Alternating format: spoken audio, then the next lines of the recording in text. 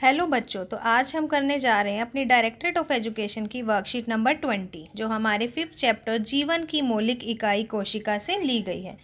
तो बच्चों, कल हमने जाना था कल की वर्कशीट में कोशिका क्या होती है, कोशिका की खोज किसने की, एक कोशिक बहुकोशिक जीव और कोशिका के प्रकारों की जानकारी ली थी। तो आज हम कोशिका के बारे में पढ़ने जा रहे हैं। कोशिका का फर्स्ट पार्ट पढ़ेंगे आज हम, कोशिका झिल्ली। ठीक है बच्चों, तो चलिए। ज्ञान अपनी दीदी से फिर क्वेश्चन करने के लिए पहुंच चुका है। ज्ञान ने कहा, जिज्ञासा दीदी, हमने जाना कि कोशिका जीवन की मूलभूत और क्रियात्मक इकाई है, लेकिन ये जीवन की क्रियाएं होती क्या हैं और हमारी कोशिका इसे कैसे कर पाती है। तो बच्चों, ज्ञान जो है कोशिका किस प्रकार कार्य करती है, कैसे हमारे शरीर की रचना तैयार करती है, इसको लेकर थोड़ा कंफ्यूज है। तो आइए हम भी चलते हैं ज्ञान के साथ जिज्ञासा दीदी के पास अपने क्वेश्चंस का आंसर लेने। चलिए।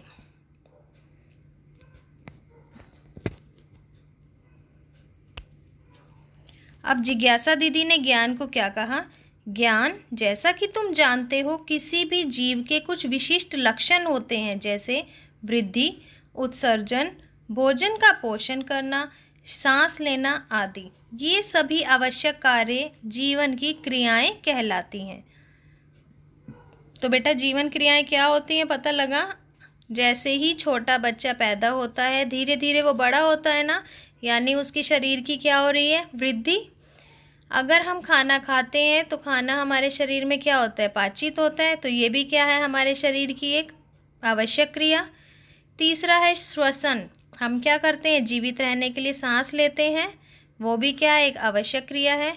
चौथा है उत्सर्जन, जितना भी बेटा हम खाना खाते हैं, जितने की हमारे शरीर को आवश्यकता है, शरीर उसे पाचित कर लेता है और फिर अपशिष्ट पदार्थ, जो व्यर्थ पदार्थ हैं, उनको क्या करते हैं, हम अपने शरीर से निष्कासित कर देते हैं, वो क्या होता है, उत्सर्जन। तो ये भी हमारे शरीर का एक महत्वपूर्ण कार्य है। तो जितने भी महत्वपूर्ण कार्य जीव के शरीर से जुड़े हुए हैं बच्चों, उन्हें क्या बोला जाता है, जीवन क्रियाएं। ठीक है, क्या बोला जाता है, जीवन क्रियाएं, जैसे वृद्धि, उत्सर्जन, भोजन, श्वसन आदि। ये सभी आवश्यक क्रियाकलाप क्या कहलाते हैं, हमारे जीवन क्रियाएं। ओके। प्रत्येक कोशिका में पदार्थों का आदान प्रदान होगा बेटा, तभी ये जीवन क्रियाएं संभव होंगी। और इन जीवन क्रियाओं को करने के लिए हर एक कोशिका में छोटे छोटे अंग होते हैं। उन छोटे छोटे अंगों को क्या बोला जाता है बच्चों, कोशिकांग। क्या बोला जाता है, कोशिकांग, यानी कोशिका के विशिष्ट अंग, विशिष्ट भाग।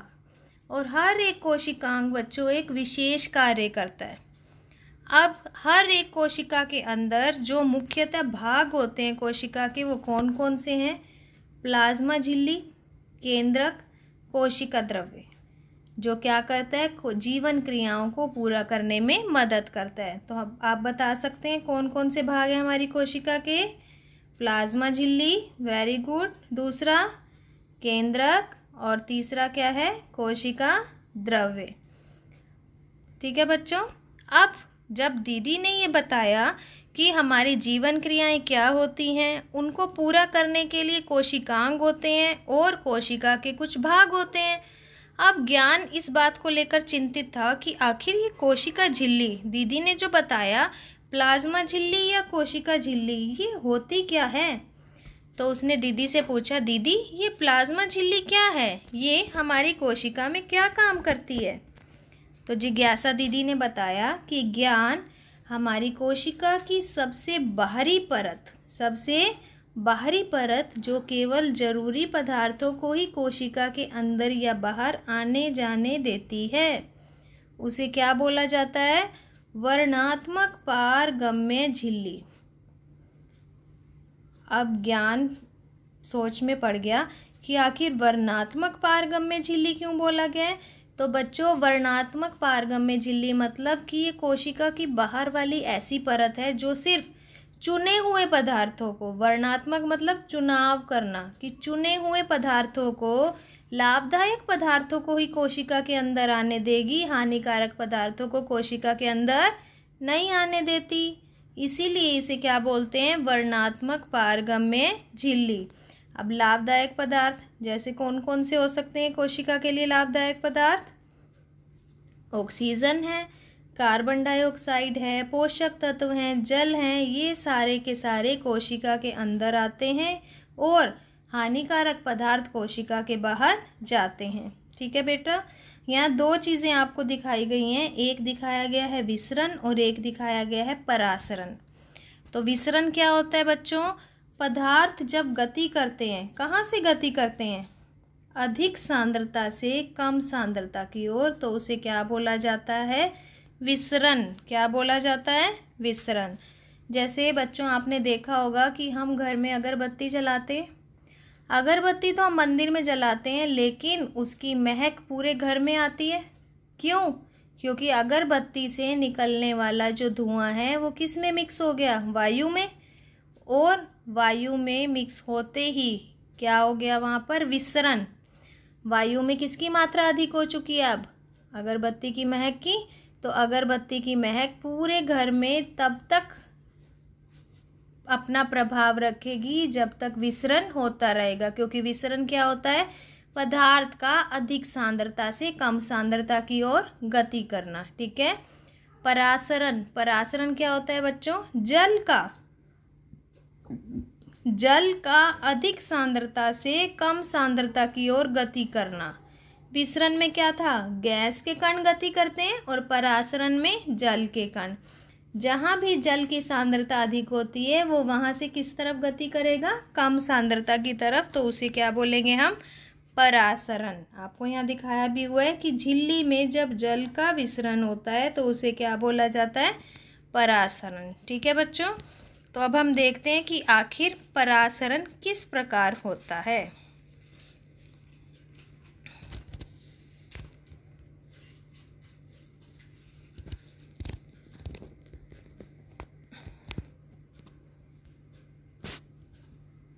अब देखते हैं हम परासरण। ठीक है, यहाँ पर हमें कोशिका झिल्ली के अंदर परासरण के अलग अलग प्रकार बताए हुए हैं बच्चों।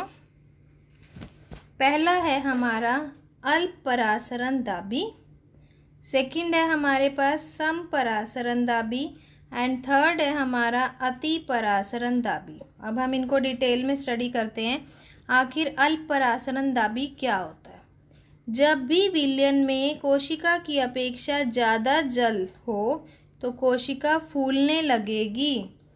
बच्चों जैसे आपने देखा होगा कि आप कटोरी में क्या करते हैं? चने भिगोते हैं, किशमिश भिगोते हैं, बादाम भिगोते हैं। तो जब आप मॉर्निंग में देखते हैं तो आपको किशमिश है, चने हैं, बादाम है, वो कैसे दिखाई देते हैं? फूले हुए दिखाई देते हैं। क्यों? क्योंकि जो हमने कटोरी में पानी रखा है, कटोरी में जल की सांद्रता क्या है? ज़्यादा, और किशमिश के अंदर क्या है? जल की सांद्रता कम।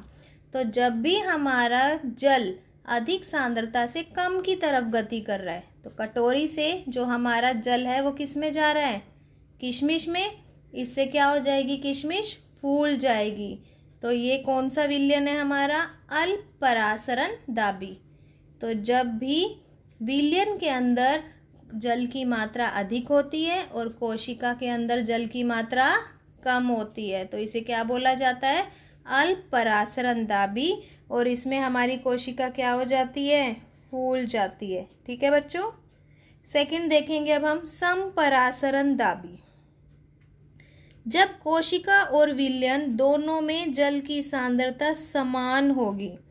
जब जल समान है, अब आप एक कटोरी पानी में फूली हुई किशमिश रख दो तो फूली हुई किशमिश में भी पानी है और कटोरी में भी पानी है, यानी दोनों में जल की सांद्रता क्या है? समान। तो इससे किशमिश ना तो फूलेगी और ना ही सिकुड़ेगी, कोशिका पर कोई भी प्रभाव नहीं पड़ेगा। तो कौन सा विलयन है बच्चों ये? आकार में परिवर्तन किस में नहीं होता? सम परासरण दाबी। थर्ड देखेंगे अब हम ऐसा विलयन जिसमें कोशिका की अपेक्षा कम जल होता है। अब इसमें आप क्या नोट करेंगे बच्चों कि यहाँ पर कोशिका में जल की मात्रा अधिक है और विलयन में जल की मात्रा कम है। जैसे आपने क्या किया, यहाँ पर एक कटोरी के अंदर आपने पानी लिया और पानी में क्या मिक्स कर दिया? नमक। अब वो कैसा जल हो चुका है? नमकीन जल हो चुका है, खारा पानी। आप उसमें जैसे ही फूली हुई किशमिश डालेंगे, किशमिश तुरंत सिकुड़ जाएगी। क्यों? क्योंकि किशमिश के अंदर जल की सांद्रता अधिक है और कटोरी के अंदर जल की सांद्रता कम है। तो जल कहाँ जाएगा? अधिक सांद्रता से कम की तरफ। किशमिश से निकलकर कहाँ आएगा? कटोरी में। तो जब भी कोशिका में जल की सांद्रता अधिक होती है तो जल कहाँ आता है? बाहर की तरफ गति करता है और हमारी कोशिका क्या हो जाती है? सिकुड़ जाती है। इसे बोला जाता है बच्चों बहिःपरासरण। क्या बोला जाता है? बहिःपरासरण। ठीक है, तो आशा करती हूँ यहाँ पर इस एग्जाम्पल से आपको पता चल गया होगा कि आखिर परासरण क्या होता है और परासरण दाबी विलयन कितने प्रकार के हैं? 3 प्रकार के, और वो कैसे कैसे काम करते हैं। ठीक है बच्चों, चलो अब आगे हम मूव करते हैं। आखिर प्लाज्मा झिल्ली, अगर पौधों में बात की जाए, जैसे यहाँ आपको एक चित्र भी दिखाया हुआ है, नीचे 3 विलयन दिखाए हुए हैं। समपरासरण दाबी, पहले नंबर पर आपका समपरासरण दाबी। समपरासरण मतलब समान, कि यहाँ पर कोशिका और विलयन दोनों में जल की मात्रा क्या है? समान। तो आपको यहाँ दिख रहा होगा कि लाल रक्त कोशिका जो है उसके आकार में कोई भी परिवर्तन नहीं हुआ। दूसरे चित्र में आपको क्या दिखाया हुआ है बेटा? यहाँ पर अल्परासरण दाबी। तो यहाँ पर आपको दिखाई देगा कि जो हमारी कोशिका है उसके अंदर जल की मात्रा कम थी, इसीलिए कोशिका ने जल लिया और फूल गई। तीसरा देखेंगे बच्चों अतिपरासरण दाबी। तो इस विलयन में आपको क्या दिखाई दे रहा है? कोशिका के अंदर जल की सांद्रता अधिक थी और विलयन में कम। तो विलयन कोशिका से बाहर की ओर गति करने लगा और हमारी कोशिका सिकुड़ गई। ठीक है बच्चों, आगे देखिए पादप कोशिका में क्या होता है। पादप कोशिका में प्लाज्मा झिल्ली के अलावा एक भित्ति भी होती है। क्या होती है बच्चों? कोशिका भित्ति। और जंतुओं में कोशिका भित्ति नहीं होती। पादप कोशिका में परासरण द्वारा जब भी पानी की कमी होती है तो प्लाज्मा झिल्ली के साथ आंतरिक पदार्थ, अंदर जितने भी पदार्थ हैं वो सारे के सारे क्या हो जाएंगे? संकुचित। कौन सा भाग संकुचित नहीं होगा? ऐसे का ऐसे रहेगा, वो है उसकी कोशिका भित्ति। तो बच्चों पौधे जो होते हैं, पौधे की कोशिका में बाहर एक और परत आ जाती है जिसे बोला जाता है कोशिका भित्ति। जैसे ही हमारी कोशिका सिकुड़ेगी तो प्लाज्मा झिल्ली के साथ साथ अंदर के सभी भाग सिकुड़ जाएंगे, लेकिन कोशिका भित्ति में कोई भी परिवर्तन नहीं आएगा। इस क्रिया को क्या बोला जाता है? जीव द्रव कुंचन। क्या बोला जाता है? जीव द्रव कुंचन। आपको बेटा चित्र दिखाया हुआ नीचे जीव द्रव्य कुंचन का। देखिए यहाँ पर पहले पादप कोशिका है, दूसरे में देखिए आप कि उसकी भित्ति एज इट इज़ बाहर भित्ति बनी हुई है, सिर्फ और सिर्फ अंदर के पार्ट क्या हो रहे हैं? इसके सारे सिकुड़ रहे हैं, लेकिन कोशिका भित्ति पर कोई भी प्रभाव नहीं पड़ा। कोशिका भित्ति ऐसी की ऐसी है। तो ये आपका चित्र है किस चीज़ का? कि पादप कोशिका में जीव द्रव्य कुंचन कैसे होता है। ठीक है बच्चों, तो आशा करती हूँ कि विसरण, परासरण और जीव द्रव्य कुंचन के बारे में आपको पता चल ही गया। ठीक है, तो चलिए अब हम इसके क्वेश्चन करते हैं। कोशिका झिल्ली का क्या महत्व है? तो फर्स्ट क्वेश्चन है यहाँ पर आपका, कोशिका झिल्ली का क्या महत्व है? तो बच्चों क्या महत्व होता है कोशिका झिल्ली का? कि ये केवल चुने हुए पदार्थों को ही कोशिका के अंदर या बाहर गति करवाती है। तो हम क्या लिखेंगे यहाँ पर कि यह कोशिका की बाहरी परत है जो केवल ज़रूरी पदार्थों को ही कोशिका के अंदर और बाहर जाने देती है। इसे वर्णात्मक पारगम्य झिल्ली कहते हैं। तो ये हमारा क्या हो गया? First answer. ठीक है बच्चों, सेकंड क्वेश्चन देखेंगे अब हम।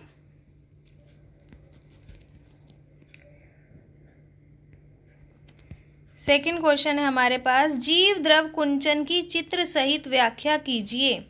तो जीव द्रव कुंचन अभी मैंने बताया आपको क्या होता है कि जब भी पानी की कमी होने पर प्लाज्मा झिल्ली के साथ साथ कोशिका के सभी भाग सिकुड़ जाएंगे, लेकिन भित्ति पर कोई भी प्रभाव नहीं पड़ेगा। तो उसे हम क्या बोलते हैं? जीव द्रव कुंचन। और आप इसका चित्र भी बनाएंगे और जीव द्रव कुंचन के बारे में भी लिखेंगे। ठीक है बच्चों, आगे देखिए थर्ड क्वेश्चन, कोशिका का कौन सा भाग पारगम्य है? कौन सा भाग पारगम्य होता है बेटा?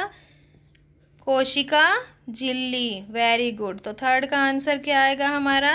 कोशिका झिल्ली या प्लाज्मा झिल्ली। ये हमारा थर्ड का आंसर है। ठीक है, फोर्थ क्वेश्चन देखेंगे। किशमिश और लाल रक्त कोशिका को अल्पराशरण दाबी विलयन में रखने पर उसमें क्या बदलाव होंगे? तो बेटा अल्पराशरण दाबी में रखने पर कोशिका क्या हो जाती है? फूल जाती है। हमने बताया था ना, कोशिका क्या हो जाएगी? फूल जाएगी। तो इसका आंसर आप क्या लिखेंगे? कोशिका फूल जाएगी। ठीक है बच्चों, तो उम्मीद करती हूँ मैं कि आपको ये वर्कशीट अच्छे से समझ आ गई होगी।